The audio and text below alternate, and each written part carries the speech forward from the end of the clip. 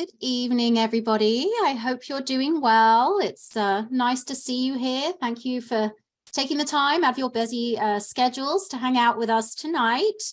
Couple of housekeeping items before I hand it over to Dr. Myers for introductions.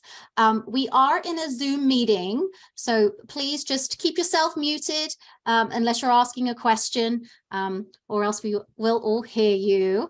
But we do absolutely encourage questions and comments during the session. So there's a couple of ways to do that. We have the Q&A feature. That's a great place to put your specific questions to our presenter today. That ensures us we can really help keep track of those and make sure they get responded to.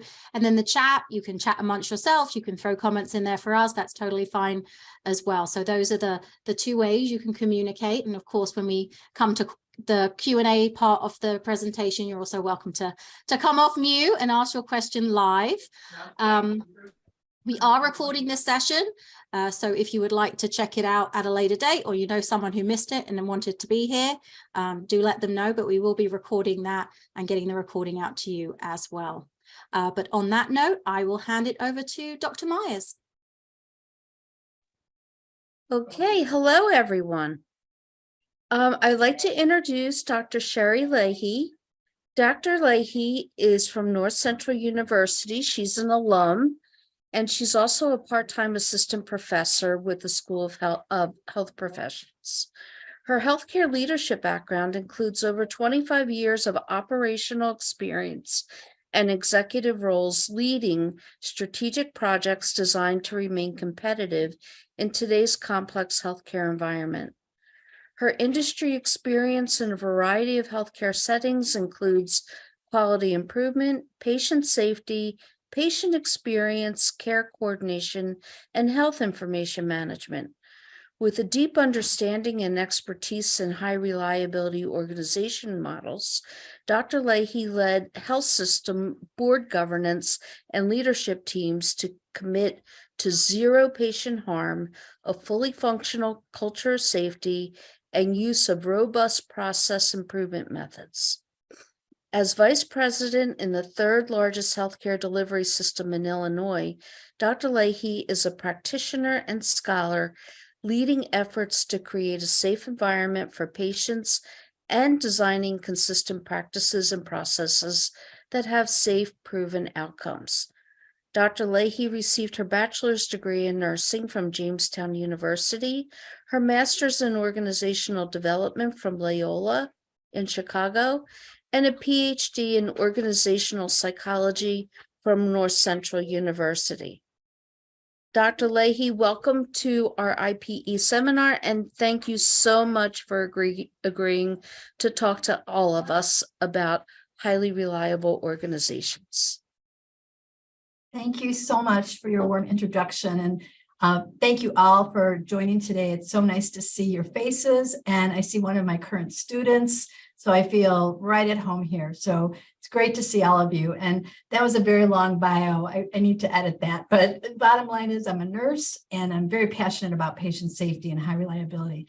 So I hope I can share some of that with you today. So what I'm going to do is just queue up my presentation. Give me 1 minute. Actually, I want to share. And I'm hoping you can see this. Looks great. Everybody can see it? Great. So yes, the topic today is high reliability. And, you know, I could probably speak about this for hours, but I promise that I won't. I'm hoping to spend about 40 minutes on content and then just to get enough time with you to answer some of your questions, because this is a really interesting topic and really relevant in today's world to both nurses and to healthcare leaders, healthcare administration. This really is something that's on top of mind for a lot of people. So my content today, I'm going to go over a bit of a background, so hang in there with me so I can give you some context about high reliability. And I am going to touch on some theory and some principles that, you know, you always want to understand why you're doing the things that you do. And there is quite a bit of theory around high reliability. And then finally, how to apply that to healthcare, and not only to healthcare organizations, but even to your own professional practice, whether you are working in a hospital or other healthcare environment. I feel that all these things can be applied. And then we'll stop. If there are questions, I'm happy to pause and answer any questions that you might have, even in the middle of this.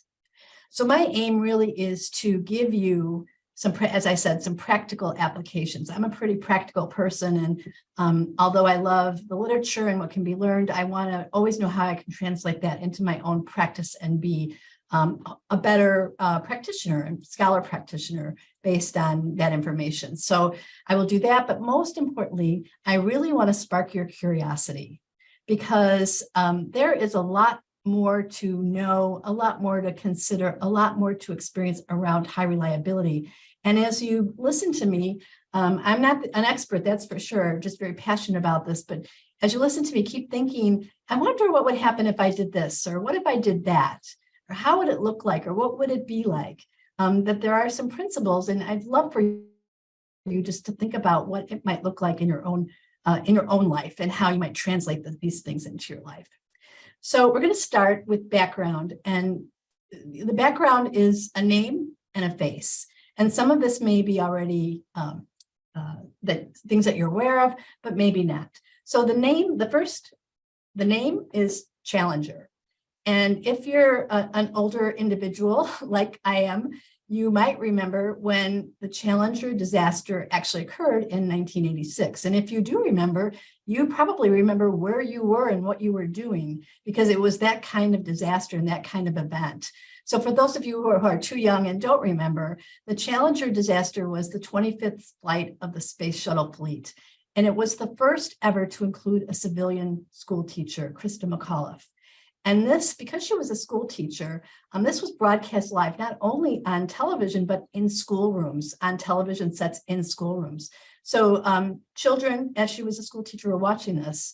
And as you probably know, after takeoff, the space shuttle broke apart after 73 seconds into the flight while it was being broadcast on live TV, killing all 7 crew members.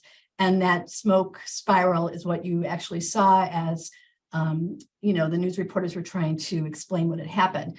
This video is actually on YouTube, and I watched it recently, as I was preparing for this presentation, and I had the same gut reaction to this disaster. I'm watching it all these years later.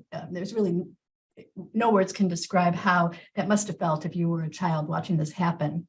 But as a result of this disaster, NASA established the Office of Safety, Reliability, and Quality Assurance. And there was, of course, a great deal of analysis and thought about what went wrong, what happened.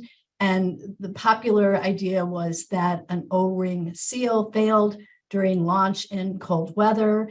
It wasn't behaving the same way as in warm weather. And the engineers apparently had tried very hard to communicate this to the NASA hierarchy, but unsuccessful, and the launch went on. And so this has been used as a case study for engineering, ethics, and communication. And I was telling this story just recently to a group of staff in the hospital here. And one of the nurses spoke up and said that her father was actually an engineer on this Challenger case. And she remembers how upset and sad and devastated the engineers were, and her dad, that no one had listened to them. So it was almost like a response of failure from the engineers who weren't ever heard. So the Challenger disaster, keep that in mind. This does provide some context to high reliability, but it was the very first really terrible thing that happened with the space shuttle fleet. And then this one you're probably more familiar with, and I'm hoping that everyone is, and everyone has discussed this at some point or another. But last year around this time, this hit the news again, and this is the case of Redonda Bout, who committed a medication error. The patient's name, and this is the name, Charlene Murphy, died in a hospital. It was Vanderbilt University Hospital, actually, after receiving a dose of vecuronium rather than Versed. And as a result of this situation, it was just a comedy of errors. Terrible things happened. Redonda Bout was terminated and then eventually convicted on 2 counts in the death of this patient. So this created a lot of discussion among nursing professions. And of course, the American Nurses Association came out with a statement saying that this was a very dangerous precedent. And, when you really came down to look at this, root causes were conducted, and there were things, and you probably have discussed this, that the nurse did that were I would say things that she overlooked and shortcuts that she took that did contribute to the error. But there were many systemic failures at Vanderbilt that also occurred that enabled her to make this error. So if you're really interested, you can Google the CMS survey that actually occurred on October 31st, 2018, when the CMS surveyors descended upon Vanderbilt Hospital. 52 pages of their findings are on the internet. And basically the bottom line was, and this is to quote, the hospital failed to mitigate risks associated with medication errors, placing patients in immediate jeopardy. So not sure if any of you are in the world of quality like I am, but the words immediate jeopardy basically means they're going to shut down your hospital unless you do something. So it's a terrible thing. So, Renata did things like overrode the Pyxis dispensing machine. And however, things that happened in the hospital, no medication scanner in the room, and lots of interruptions and things that shouldn't have happened. So this is also a great case to study in terms of, how did the error occur, and what were all the causal factors that were happening on the part of the hospital. So then there's one more third thing that happened. And back in 2003, there was another space shuttle disaster. The Columbia space shuttle fell apart or exploded during re-entry after a space mission. All of the astronauts were killed in this one as well. But this is right out of an accident investigation report from 2003 that happened shortly after. And I really don't want to read PowerPoint slides, but I have to read a couple pieces of this for you, because this is what the bottom line was. And think in terms of healthcare as I'm reading this, but here it's saying many accident investigations make the same mistake. They identify the widget that broke or malfunctioned and then locate the person most closely connected with that technical failure. So that's the engineer who miscalculated, or the operator who missed the signals and pulled the wrong switches, or the supervisor who failed to listen.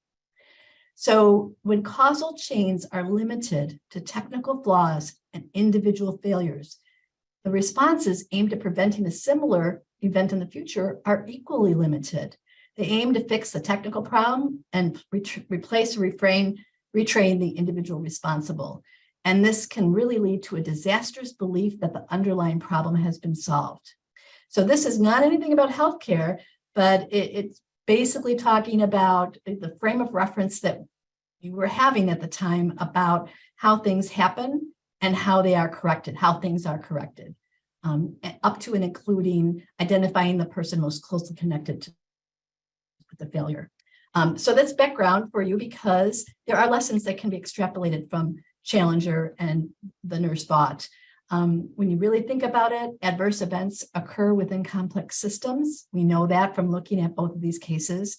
When we focus on people, mistakes, technical things, we may not address the complex system in which these things occur. And the organizational culture, and hopefully you've learned a little bit about that, but beliefs, assumptions, and biases all are part of the things that complicate already complex systems. So the bottom line with Challenger and with Vought is that an ineffective safety culture contributed to the errors and harm in both of these cases. And high reliability nowadays is often considered a means to reduce these adverse events. So again, the message and the bottom line is these things are very complicated, and maybe high reliability is something that we should learn more about, which we're going to learn more about. So moving on to kind of theory, nothing is as good and practical as a good theory. So maybe you've heard this famous quote. You always want to see where the theoretical foundation lies. So there's plenty of it in high reliability. And high reliability theory, basically, it's been around for decades, basically goes into ideas that accidents are going to happen, that they're happening, and they're an ongoing burden socially and economically. And high reliability theory posits that organizations can contribute to the prevention of accidents by implementing reliability enhancing strategies. So even if you think, oh, this is going to occur, there's always going to be the potential for an accident. Accidents happen. High reliability theory will say, well, you can do things about that to prevent those accidents. So high reliability theory is seen as really important and a possible safety paradigm in industries and organizations that are, maybe you've heard of this, VUCA-T, volatile, uncertain, complex, ambiguous, and possibly threatening. So does that sound a little bit like healthcare? It does to me, especially the T lately. But these are organizations that might really be well off to look at high reliability theory. So VUCA-T industries, typically when we think of it, we think of nuclear power, commercial aviation, air traffic control, military operations. These are all very complicated and complex systems behind these organizations. So if an accident occurs at a nuclear power plant, well, that could be catastrophic, just like the space shuttle disaster. So VUCA-T industries are very interested and have been very interested in high reliability theory. And again, those VUCA-T characteristics, you can kind of take a look at them right there. They are industries that are very, very complex, lots of systems and processes. There's a lot of tight coupling, and tight coupling means that people are connected. There's a lot of interdependence across many processes. It's not just one person working independently. There's people working together. There's also lots of hierarchy, multiple levels. There are lots of people involved in making decisions and complex communication. And this one is very important. There's a very large degree of accountability that exists in a VUCA-T organization, where in that substantial performance or deviations from standard procedures could result in very severe adverse consequences. So an error could be catastrophic, basically. And then finally, compressed timeframes, that lots of things happen very quickly, decisions have to be made on the fly, and things happen before you even know it. So those are things to keep in mind. Just high reliability in industries in general have these VUCA-T characteristics and could really help by looking at high reliability. So there's one book that you might want to add to your library. I would recommend it. This is just really a foundational book written in 2007 that took the idea of high reliability theory and translated it into a set of principles that organizations could actually use to maybe start down that road for high reliability. Because how do you do that? High reliability theory definitely has to be translated into how do we now apply it. So there are 5 principles that were outlined in this book by Wyke and Sutcliffe. Preoccupation with failure, sensitivity to operations, reluctance to simplify, commitment to resilience, deference to expertise. I'll go through each of those to maybe you've heard of them, but I'll go through each of them so that you can kind of get a feel for what that means. So what they're saying is high reliability is preoccupied with failure, in that people are aware of and thinking about the potential for failure. That's always top of mind. Knowing that things are going to happen, you think about the fact that things are going to happen. And then not only that, you understand that new threats that you may not even know about, can't even imagine about, could occur, and add to the complication in that things might fail. So I like this, the third bullet point, basically the absence of errors does not lead to complacency. So just because nothing bad is happening doesn't mean that nothing bad is ever going to happen. And you're just not complacent in that, oh, we don't have, terrible medical errors here because we've got a great culture of safety, but you really never know. So absence of errors is not leading to complacency, and near misses are opportunities to improve. So near misses are really super important when you're being preoccupied with failure. So the first principle is this: being preoccupied with failure. The second is reluctance to simplify. And maybe, you are already aware of how often people do this. People just simply don't get into how complicated work, especially in healthcare, work is, and how many processes are behind the work that we do, and impacting why things succeed or fail. So there needs to be an understanding that work is complex and dynamic, that people really seek to understand the underlying rather than surface explanations, and that people to address this recognize the value of standardizing workflows and reducing variation. So reluctance to simplify means, look beyond the surface and know that there's a lot going on underneath that. Sensitivity to operations is the third principle. And this one also you may have heard of. People strive to maintain awareness of all the operational conditions that are impacting the work that is being done. This is sometimes called big picture understanding, situational awareness, and people to be sensitive to operations really try to look at everything that's happening around a process and how people are contributing to what's going on in that process. So a bit more about that later, but understanding the context of the current state of the work environment requires effort and time to really understand. Sometimes people make rounds to do that, to try to talk to people so that they can understand and be sensitive. Deferring to expertise, deference to expertise. This is a principle that talks to people who are closest to the work are the most knowledgeable about the work. And I hope you've heard about this before, maybe even experienced this in your own life.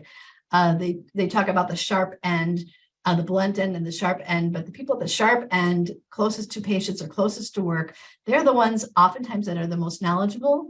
They have the greatest knowledge, but they may not be the person in the highest level status or seniority. They might be someone who's, you never really know. It could be someone who's a housekeeper in the room watching, or in a room or in a process knowing what's going on. So you really don't know unless you consider deferring to expertise. Who are the people that might be able to contribute to an analysis of an event that might happen? So people in organizations that are highly reliable are expected to share concerns about potential safety problems. So deferring to expertise means the person in the highest level position probably doesn't know the most about the process. And lastly, this is my favorite, commitment to resilience. And this is just the fundamental understanding that things are unpredictable and that we just assume that things are at risk for failure. And so we try to create situations or practice or do drills so that people know how to respond to issues and mitigate harm if necessary, if there's a safety event. So being resilient there's a lot in the literature about this lately, and hopefully you'll be able to read some of those articles and gain a better understanding about that for sure. So how do we take this high reliability theory and now make it into a high reliability organization? So that's the next step in the translation. And if you go a step further with what does it mean to be a highly reliable organization? Again, this is nothing new. The research goes back to the late 1980s when a group of scholars started to study organizations that operated accident-free in very hazardous environments where you would expect accidents to happen, but for some reason they didn't. And what made those organizations special? And that's where the term high reliability organizations came from, because those organizations had a very distinctive culture of reliability, something that made them special and different.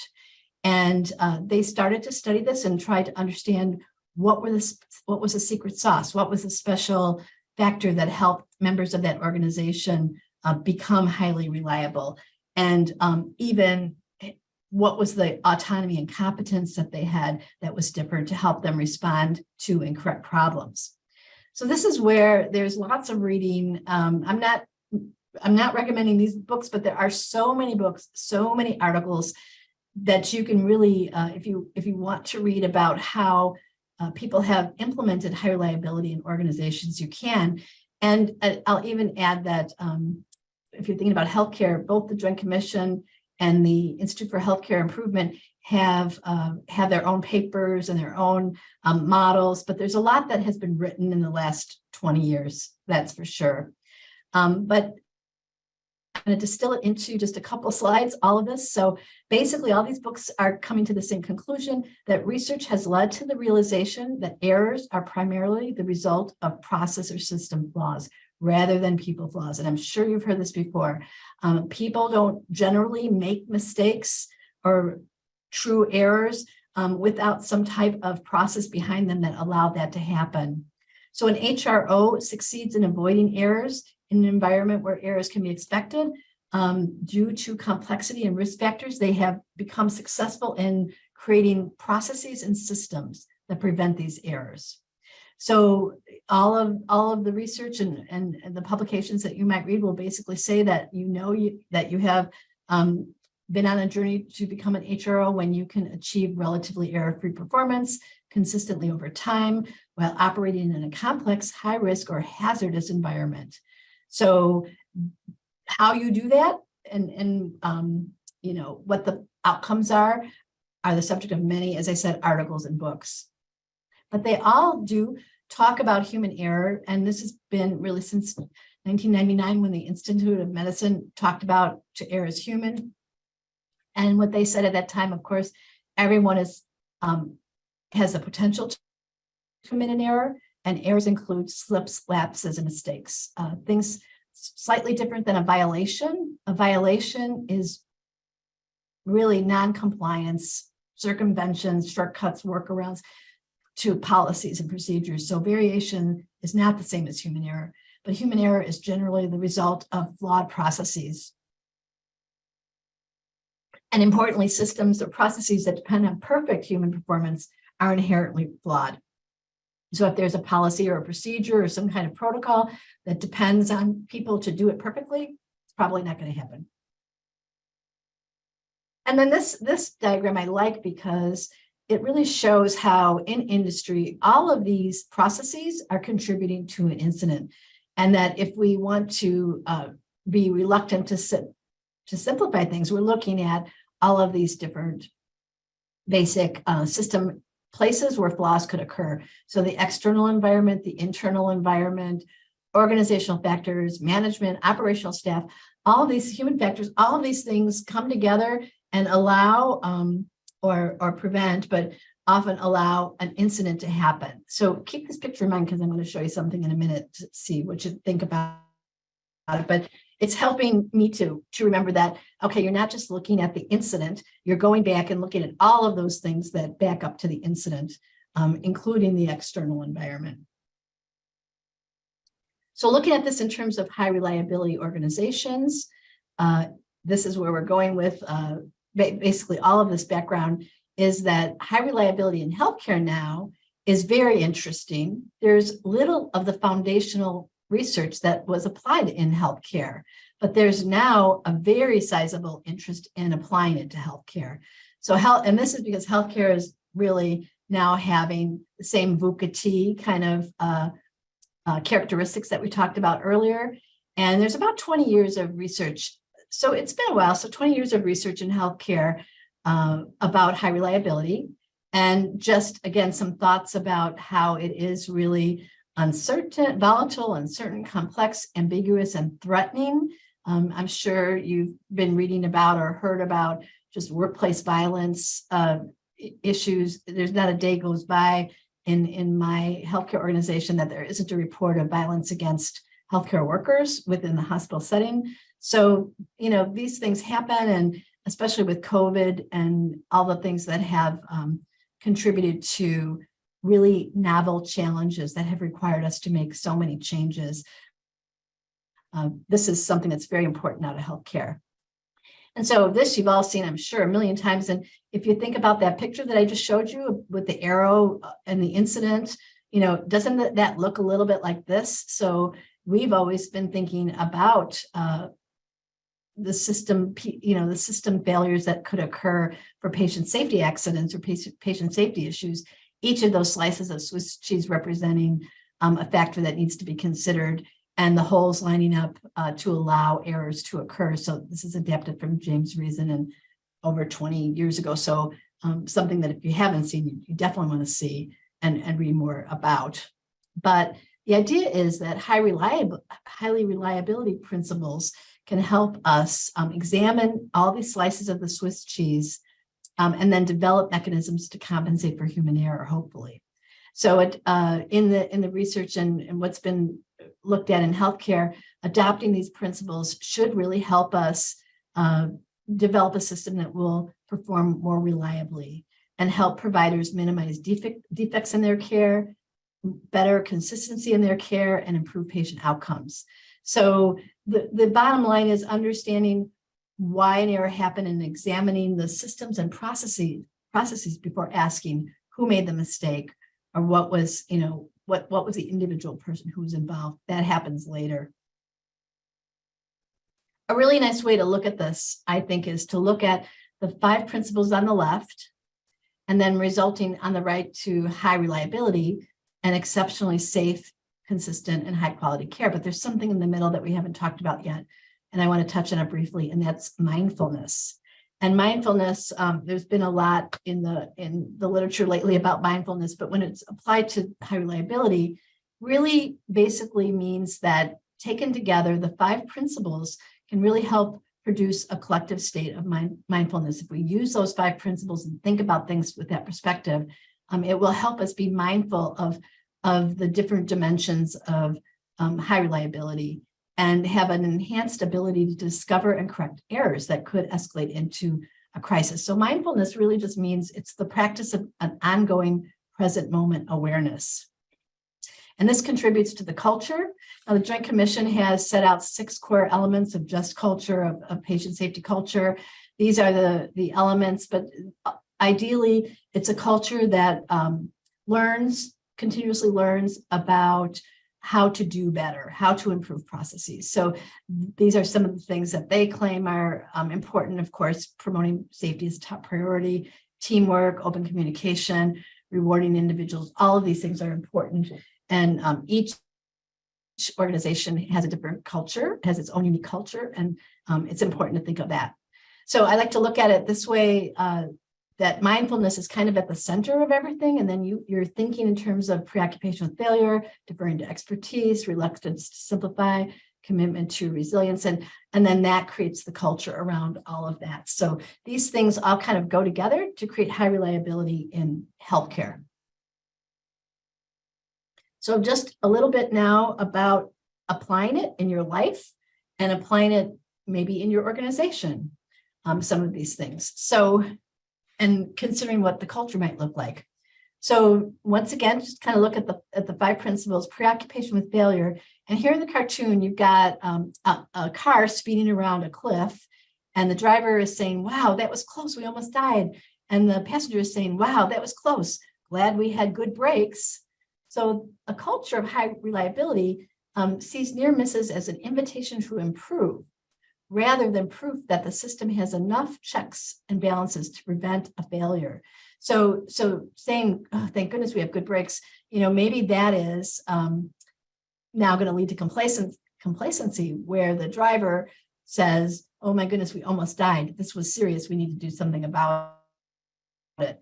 So that's another example of how you might be thinking if you want to be preoccupied with failure. So the application of that would be, as an individual, you might be always thinking about what could go wrong in this situation. If you're in a work environment, what might be a safety break or somewhere where a defect could occur and lead to a bad outcome. If you're a nursing leader or a healthcare leader, you want to destigmatize failure, encourage reporting of errors, encourage reporting that it's a good thing, not a bad thing. It's nothing to be ashamed of. And there still is a stigma around accidents and failures that people make. I'm sure you've heard of the Kimberly Hyatt case. This was a medication error that occurred a while back, and second victim work came out of that because this nurse, having made an error, committed suicide. And there is a lot of stigma around making errors still, I think, in healthcare. So value near misses, because these are opportunities to learn and encourage others to think of ways their work might potentially break down. And if you think about it in that way, you're actually applying that principle. And here we have reluctance to simplify. Here's in a cartoon, you could see there's a button on the left, push for service. So it looks pretty simple, right? There's a button, all you have to do is push it for service. But it's not really ringing a bell. If you look within, there's all kinds of like, what's that called? Mousetrap kind of game where things are happening. And then finally on the far right is the bell that rings, but all these things have to happen to ring the bell. So reluctance to simplify is a culture where everyone understands the complex ways in which a system may fail. So just pushing the button for service, a lot of different things might happen that would keep that from ringing the bell. And the way you might apply it in your own life or in your own professional practice, ask more questions, challenge assumptions, look for root cause. A complex environment requires complex challenges. So avoid being simplistic and, be aware of cognitive bias as well. Things are way more complicated than they seem, especially in healthcare. So you can think like that and really be applying high reliability just in your own practice. Sensitivity to operations. Here is in the cartoon, you have a patient in a bed and all kinds of things happening, different people, different pieces of equipment, different time constraints happening there. And really, this is just being aware again of the broader issues that may impact a patient's care, ranging from how long a nurse or someone has been on duty to the availability of supplies to potential distractions. All of that is happening.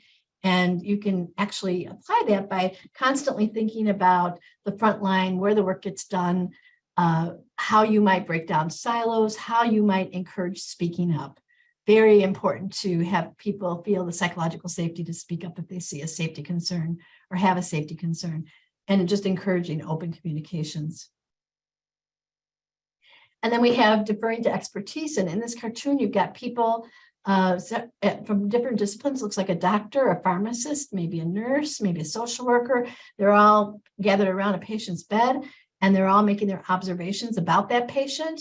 And the culture really would recognize and value the knowledge that's available from each person and defer to whoever's expertise is most relevant. In this case, it might be the social worker. She's upset about going home, and that's the real bottom line. So it may not be medications, it may not be another condition, but the way that we might apply this is to push decision-making down to the front line, give people the authority to speak up and to others to listen and seek advice from those frontline staff and break down hierarchy. And again, some of this happens with making rounds and really knowing who's closest to these processes.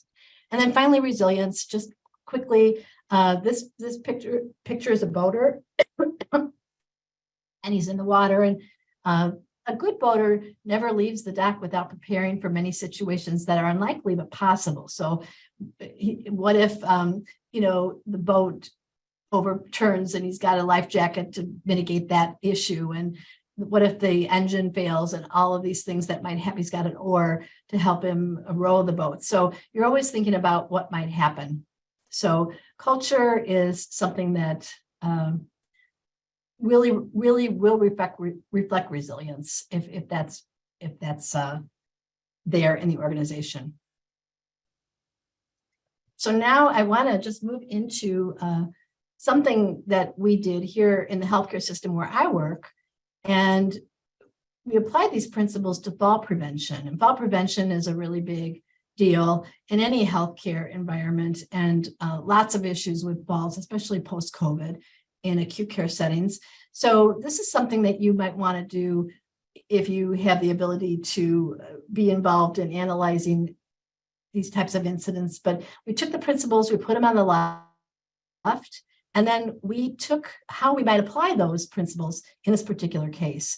So you can see we identified things that we wanted to make sure that we didn't miss. So looking at reporting near misses and conducting rounds and considering environmental conditions and encouraging resilience by emphasizing working together. So there is a way of being mindful of these principles by just basically looking at how you might apply these things and really practice high reliability in any organization, whether that organization thinks it's a highly reliable organization or not. You can do this.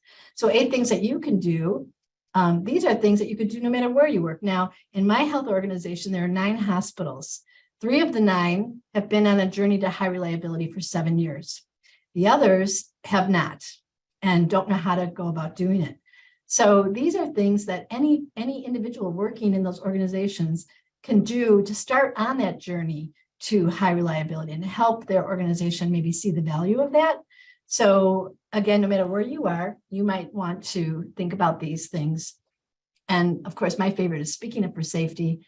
And one of the cultural differences in this organization where I'm working is anybody that works here can say, I have a safety concern. And then that just kind of stops everything. People know that if someone says, I have a safety concern, that's a serious thing, stops everything from happening. It's like throwing down the red flag. And basically, we then go on from there to see what's going on. And then finally, just very briefly, how do we measure high reliability? How do we know if there's high reliability? And this is an area I'm not spending a lot of time on it because there is really a lack of consensus, not only in the industry, but in the literature about how do you measure high reliability? How do you know that it's working? How do you know that if you do this transition or try to make this investment and develop this culture, that it's working? So the most of the scholars will agree that it really does help to change thinking about patient safety. So high reliability and the theory and the behaviors and the culture really goes to changing patient safety to a very positive and something that people are focused on and have increased awareness about for sure. But then there are also some relevant measures that we could look at. We do look at serious safety events, adverse drug events, indicators of treatment failures, even hospital readmissions. There's lots of things that you might say are related to high reliability endeavors. And then this is an example of the three hospitals that I talked about. We did track serious safety events from 2017 to 2023. And you can see, that there was a very huge reduction in those safety events. So of course, being able to demonstrate to hospital administrators the importance of in this way is very powerful. So our board loves looking at serious safety events this way to see, and we've been able to maintain and sustain our gains here for sure. But other things that could be measured: teamwork culture, patient safety culture, near misses, themes identified through root cause analysis, speaking up. There's questionnaires and surveys about pro-social voice and do people feel comfortable speaking up, and even employee engagement. So there are questions related to employee engagement that may be measured and may show some correlation with some of your safety event work or high reliability work. So I know I flew through like about an 8-week course in 45 minutes, but I would just like to open it up to questions now. And if you have any, I'd be happy to talk about some of the experiences we've had or anything else that might be on your mind. Dr. Leahy, we don't have any questions in the Q&A, but there's a couple of folks in the chat saying that they're already using some of these techniques in their workplaces. I wasn't sure if anyone wanted to come off mute and share a little bit more about that. I'd be very interested in anybody who's done this work in their organization, for sure.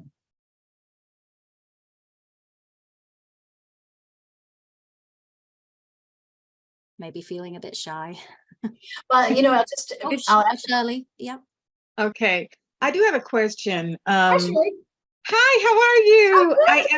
I loved your class so much, and this is so educational and beneficial. So I am delighted to be here, and I'm honored. You are great. Oh my goodness, you made my day. Thank you. So I have a question. How long does it take to implement this? And it's going to be in the form of a program, I can tell. Does it take 10 years, or, I'd be happy to, I can just touch on that because that in itself is a very long presentation, but what it really is a culture change. So as you know, culture change takes time, 2, 3, 4, 5 years. But it's not a program. You don't want to present it as a program. You want top leadership, the highest level of leadership, probably the board level. That's what we did, down to the president, down to the senior leaders, saying that they want to minimize errors in their organization. And then all of the rest of it, gets applied over time. So each of those principles might have been 3 months to talk about it, educate about it.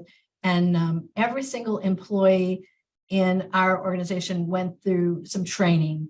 And every new employee goes through training to learn these things and learn how to practice those things. And there are still many companies who will go out and do this for you. Press Ganey right now is a big player in this field, where for $1 million or so, they'll come out and do it for you.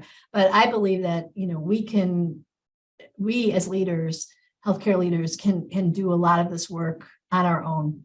So I'd say 3 to 5 years, but we started seeing results within a year.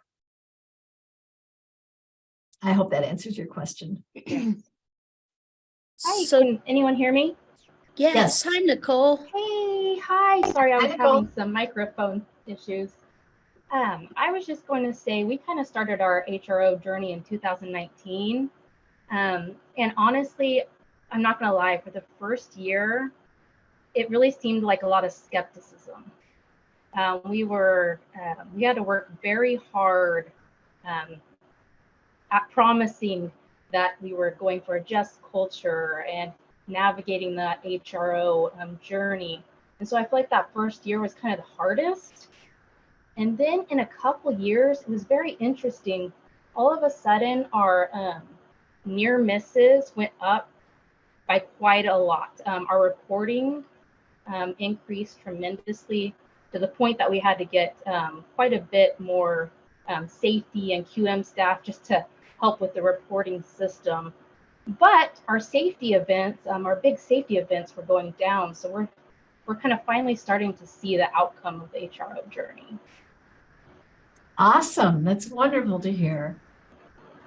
And I think it's unusual, not unusual for a first year skepticism. We did have that as well. We had people saying, well, how come the doctors aren't involved? How come the physicians aren't involved? Medical staff involved. And so we did, and that's a good question. And we did pull in our medical staff, and many of them were trained.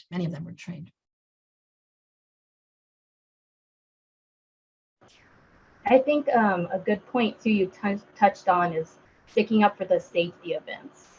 I think sometimes it's hard. We had a meeting where we actually had to practice, and it felt really silly, but we had scenarios like a doctor wasn't in the correct gown, or they're refusing to wash their hands, just simple things. But even practicing, it was so hard to say, hey, Dr. Smith, please do this because it makes this. And when we practiced it, we were like, wow, this is so much harder than we thought it would be.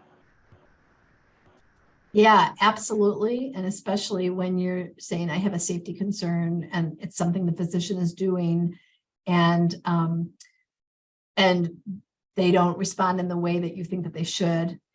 and we ended up leveraging our leadership. Our chief medical officer, our president of the hospital went head to head for high reliability. And after a while, those messages, strong messages from physician leaders and others, really made a difference. And that has to be sustained over a long period of time. And so we're now 7 or 8 years into our journey, and that has never changed. Even though the presidents have changed, the way they address it hasn't changed.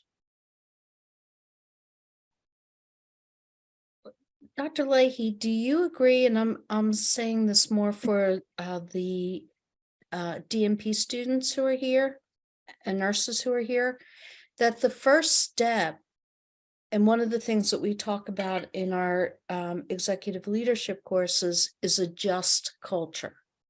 So if people do not feel, if they don't feel safe if they feel like they're going to get fired if they self-report a mistake or whatever, that this is not going to work. So the big culture shift has got to be from blame of a person to looking at a process problem. And I know that that is a huge step, at least in nursing culture, because nurses are so used to being blamed. And it's just a panic when there's a mistake, when it could be, and just look at the some of the lawsuits that have gone on because a nurse gave a wrong med or, wrong dose. And instead of looking at the process, what led to that, they immediately blame the nurse. So I would just like you to talk for a few minutes on that, about how you think that fits in with the whole aspect of high reliability organizations.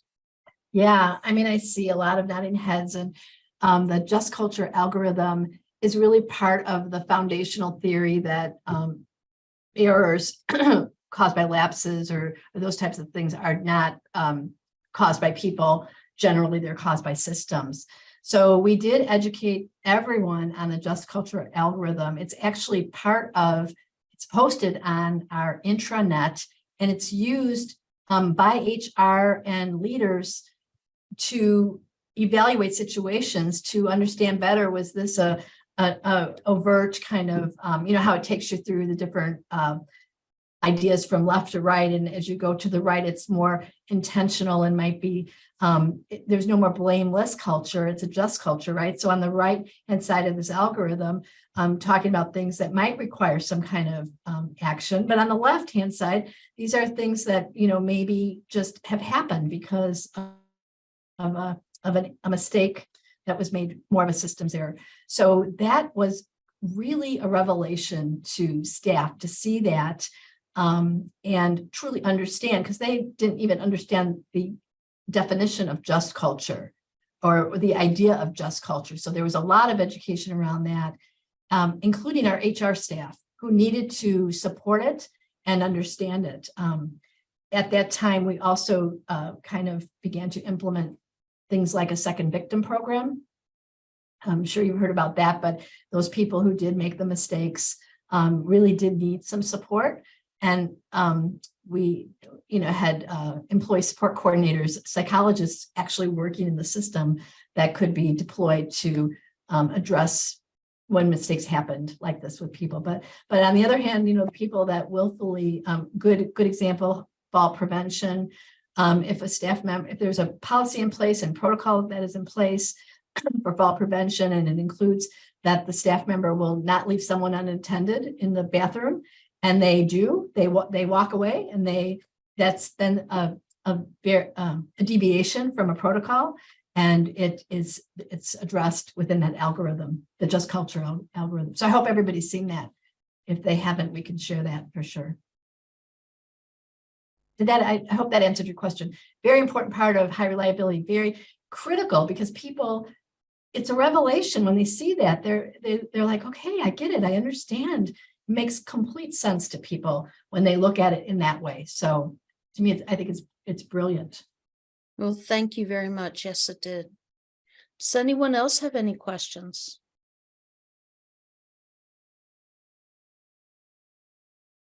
There's one in the chat.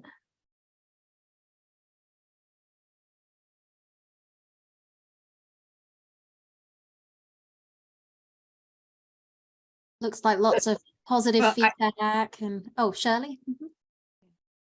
I do agree with Dr. Leahy with what you said with the systemic issues within the organization that a high reliability organization actually needs to be addressed.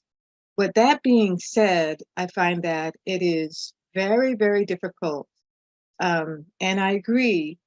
For an example, I had a situation where there was someone who was falling and the nurses weren't documenting And it wasn't being pushed that the documentation, for an example, when did this person fall, at what time? They were documenting after their shift, I guess, at the end of their shift. And so by then they've forgotten the exact time. And I was trying to make a protocol so that I want to know what time, when, where, and why. And that seemed to be an issue because it was done a few times. This was during my externship. It was done a few times, and then afterwards kind of dissipated. And I'm asking because this is systemic. Is it due to the fact that during, let's say, what do they call the Briefing? No, when they have the yearly, every 14 months, they have the yearly surveys. Appraisals? Oh. Yeah, the surveyors, when the surveys come and they look at that, is it something that's held against the facility? Is this so systemic that the facility is afraid that if CMS sees that this facility has this issue and they're not mitigating falls, does it count against the facility? I was trying to figure out, why aren't these people really working together to see why, when this person, it seemed to me to be so simple. Just find out when that person falls, and they're probably falling at the same time. Maybe they're getting up and after lunch or something like that, and they're falling. What time? So that you can actually have people working and watching out for that person, and maybe just dropping in the room, putting something on the door that says, okay, fall risk at this time, look at this person, check in on them. And no one did that. So I just chopped it up for her. You bring up a really good, so I know we're almost at time, but I do want to make this point that I really believe that situations like this, and there's a million of situations like this, things happen and they don't seem right, and people, I'm sure you've read about normalization of deviance, where it becomes normal, becomes part of just how we do things. We don't report right away. We don't do this. We don't do that. That's the culture. And so that is not going to change unless there is a culture change that makes that not okay to do anymore. So whether it's a fall or an error or just the way people treat each other, even those things are, and I would recommend that you all, maybe read an article about organizational culture. That's my background. And I think it's just the bottom line with everything, that if the culture in an organization, it could be a toxic culture, or it could be a culture of high reliability. I mean, you've got to realize that these things, somebody has allowed these things to happen. And it is very hard to change it. And if you're a new leader in one of those organizations, you can have a foundation that you go in and at least make a micro change or make a change within the scope of your work group or your people. But there's a lot to be said about high reliability as a way to change culture. So if I'm sure you have lots of questions, and it's definitely not easy, but I hope I've sparked your curiosity at least to read more and try to understand how it might explain things. So Shirley, you said something, it seems like it should be so easy. Yeah, do you remember when we tried to get everyone to wear masks a couple of years ago? Do you know how, does anybody have some horror stories about how our own staff didn't want to wear masks in the beginning of COVID? And especially, or visitors, people who were coming in, then even after all this had happened. So small changes, small things are nothing is easy. Even small things are difficult. So anyway, I hope that you all I think we're out of time, but you can also feel free to reach out to me through the NU email, Sherri.Leahy Leahy at nu.edu. I'd be happy to answer any questions that you might have. So please feel free just to shoot me an email. Happy to talk with you offline for sure. Anything else I've missed? No, thank you so much, Dr. Leahy. And as I mentioned at the beginning of the presentation, this is recorded, so I will be sending out the recording. Give me about 24 hours to get that out to you all.